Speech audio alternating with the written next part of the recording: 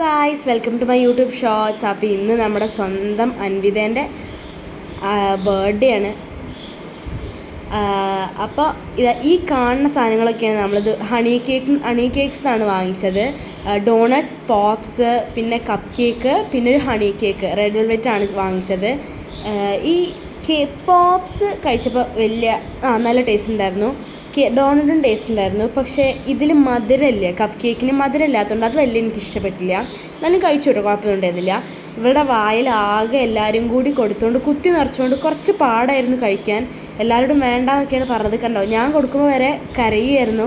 സാധാരണ അങ്ങനെ ഉണ്ടാവാത്തതാണ്. കണ്ടോ, അവളെ കഷ്ടപ്പെട്ട് ഇറക്കിയിട്ടൊക്കെയാണ് എല്ലാവരുടെ വായും കഴിക്കുന്നത്. ഈ ഫോട്ടോഷൂട്ടിന് മാത്രമേ ഈ സാധനങ്ങളൊക്കെ ഉണ്ടായിരുന്നുള്ളൂ.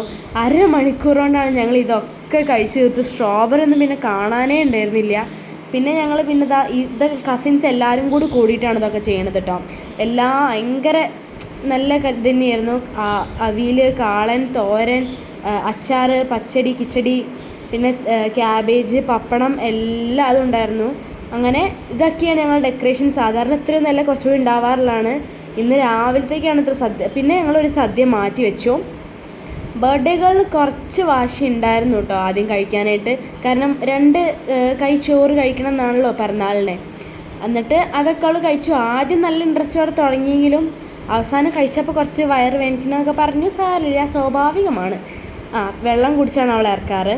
പിന്നെ ഞങ്ങളും സദ്യയിലേക്ക് കിടന്നു. ഞങ്ങൾക്ക് നല്ല വിശക്കുണ്ടായിരുന്നു. രാവിലെ കഴിച്ചാണ് അമ്പലത്തിൽ പോകാനൊക്കെ ഉള്ളതുകൊണ്ട്. പിന്നെ 2:30-2:45 നമ്മൾ ഭക്ഷണം കഴിക്കണത് തന്നെ. പിന്നെ എല്ലാവരും ഭക്ഷണം കഴിച്ചു. 2 തരം പായസം ഉണ്ടായിരുന്നു. അടപ്രഥമൻ ഉണ്ടായിരുന്നു, ശർക്കര ഉണ്ടായിരുന്നു. അപ്പം ഇത്രയേ ഉള്ളൂ. ടാറ്റാ, ബൈ.